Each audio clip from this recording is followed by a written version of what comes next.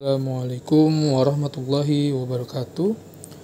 Perkenalkan, kami dari kelompok 7 yang beranggotakan Irma Ernawati Ahmad, Muhammad Yusuf, dan Dinda Nurfatihah akan mempresentasikan hasil kerja kami, yaitu evaluasi dampak. Berikut beberapa pembahasannya. Yang pertama adalah pengertian metode evaluasi dampak.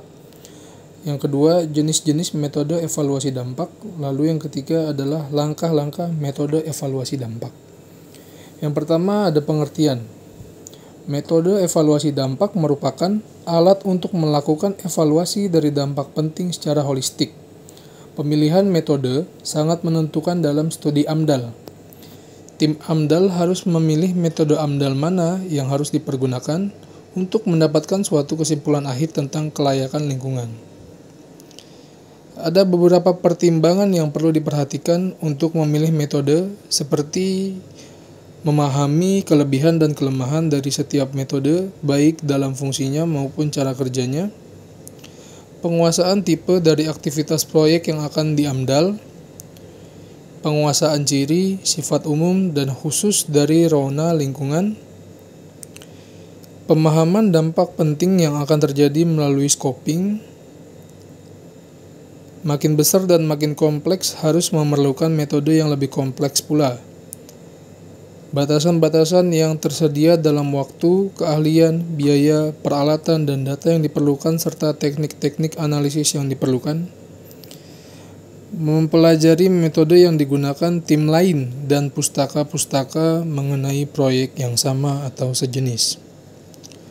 Untuk memilih metode evaluasi dampak, mengemukakan pendapat pedoman umum yang dapat dipertanggungjawabkan, bersifat analisis serta memenuhi syarat pendekatan secara ilmiah, lalu bersifat holistik atau komprehensif, yakni mampu menggambarkan fenomena dampak penting lingkungan yang terjadi dalam suatu sistem lingkungan hidup, serta berikut dengan interaksi-interaksi yang terjadi di dalam sistem tersebut.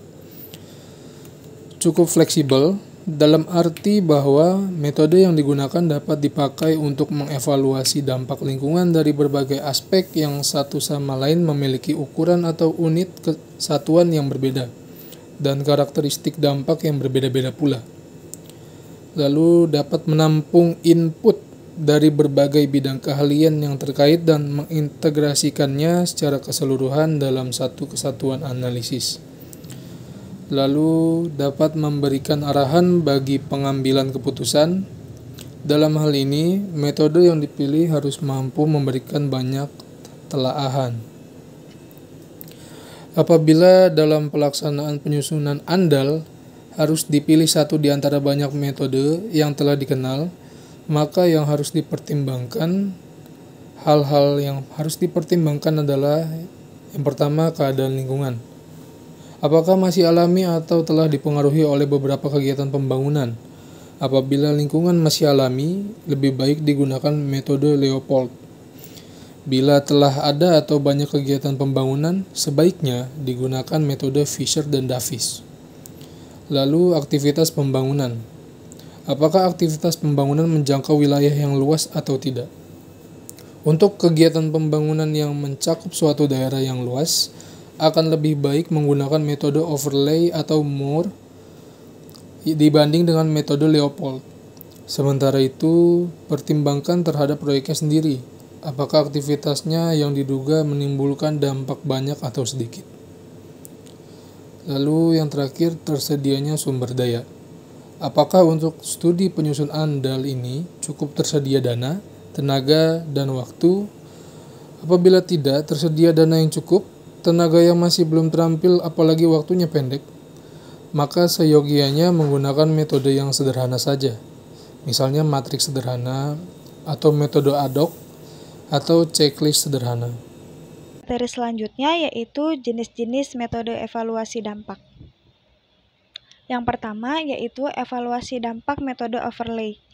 Nah, berdasarkan pada metode perakiraan dampak dengan overlay, maka setiap dampak terhadap komponen lingkungan digambarkan dalam peta tematik.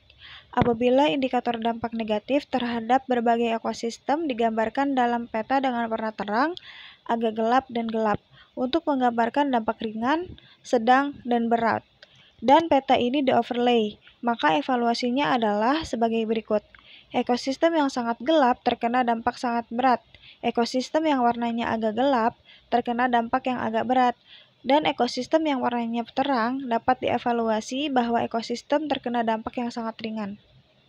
Yang kedua yaitu evaluasi dampak metode flowchart. Nah, metode flowchart dapat dipergunakan untuk mengembangkan dampak pada setiap periode atau tahapan pembangunan. Contoh metode flowchart untuk kegiatan pemanfaatan hutan oleh HPH dengan sistem TPTI, Tebang Pilih Tanam Indonesia. Metode flowchart ini kemudian berubah menjadi metode network apabila analisis dampaknya dievaluasi tidak hanya ke arah vertikal, juga ke arah horizontal. Dengan melihat skema tersebut dapat dievaluasi sebagai berikut, yaitu komponen lingkungan yang terkena dampak penting dari kegiatan HPH adalah 7 buah komponen fisik, 3 buah komponen biotis, dan 10 buah komponen Sosekbudkesmas.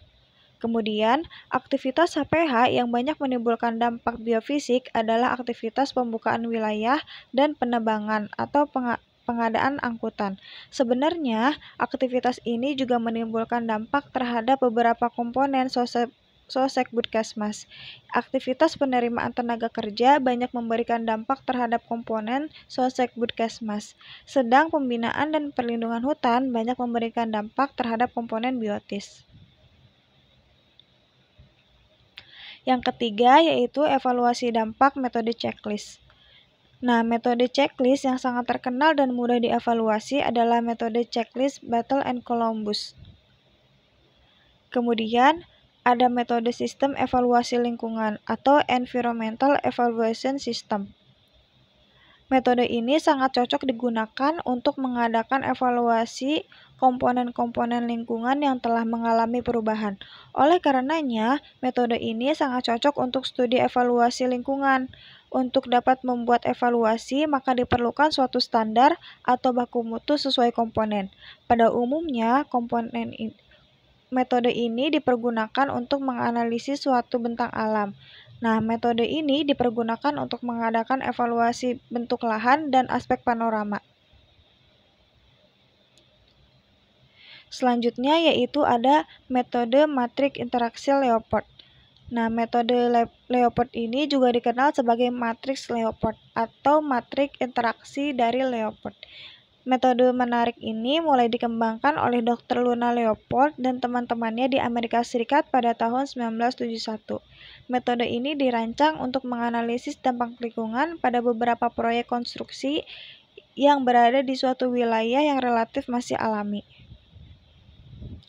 Metode ini sangat baik untuk memberi informasi hubungan sebab dan pengaruh suatu aktivitas atau kegiatan. Di samping itu juga dapat menunjukkan hasil secara kuantitatif dan juga baik untuk mengkomunikasikan hasil.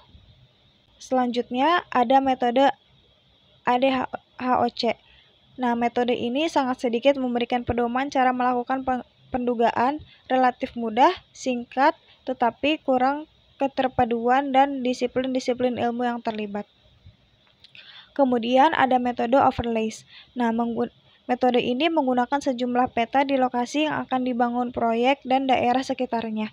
Tiap peta menggambarkan komponen-komponen lingkungan yang lengkap, meliputi aspek fisik kimia, biologi, sosial ekonomi, dan sosial budaya.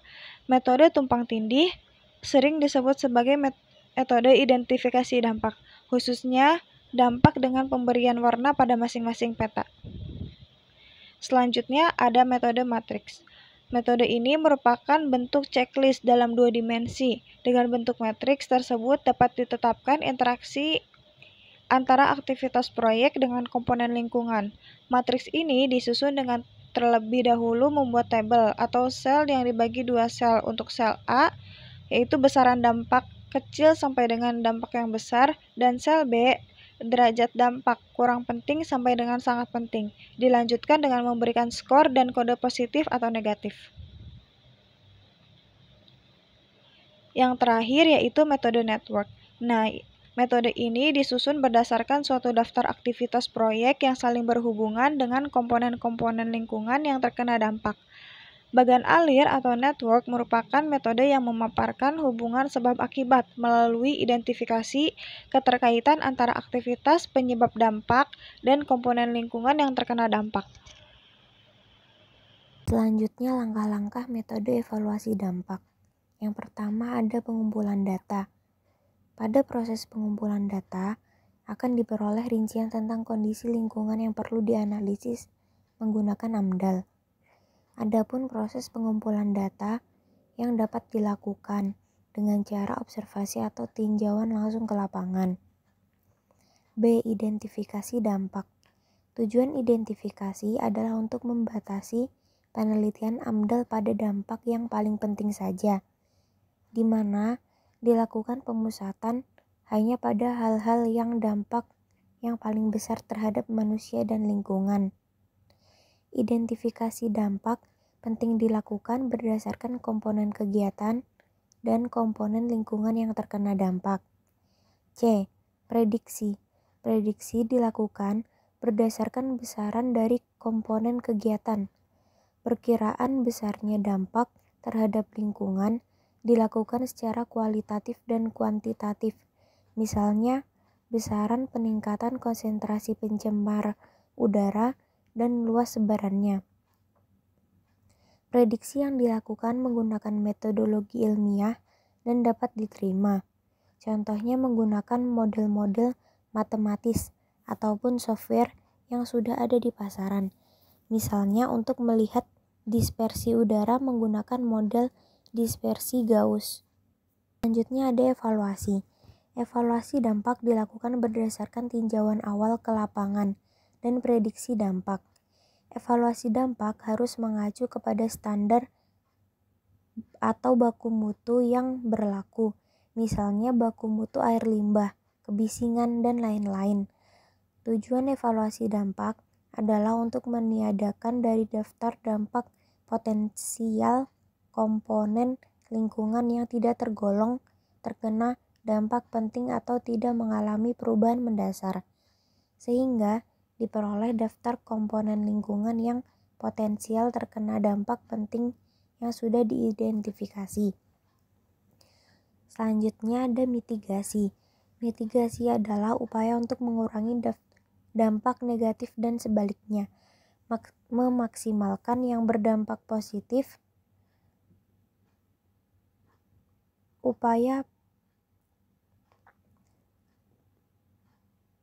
Selanjutnya ada mitigasi. Mitigasi adalah upaya untuk mengurangi dampak negatif dan sebaliknya, memaksimalkan yang berdampak positif. Upaya pengelolaan yang dapat dilakukan yang pertama dituangkan dalam dokumen rencana pengelolaan lingkungan untuk seluruh komponen kegiatan yang memberikan dampak penting terhadap komponen lingkungan. B. Selanjutnya mitigasi. Mitigasi adalah upaya untuk mengurangi dampak negatif dan sebaliknya memaksimalkan yang berdampak positif. Selanjutnya komunikasi. Komunikasi bertujuan untuk menyampaikan kepada masyarakat mengenai hasil analisis mengenai dampak lingkungan yang sudah dilakukan. Dapat dilakukan dengan melalui penyampaian langsung, pengumuman, sosialisasi, seminar, ataupun melalui media. Selanjutnya ada pemantauan.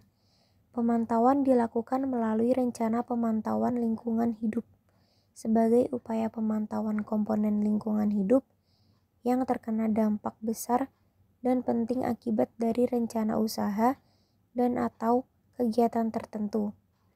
Pemantauan lingkungan menurut Dunker tahun 1983 adalah pengukuran berdasarkan waktu atau pengulangan pengukuran pada komponen atau parameter lingkungan pada waktu-waktu tertentu. Sekian dari kelompok kami, kurang lebihnya mohon maaf. Wassalamualaikum warahmatullahi wabarakatuh.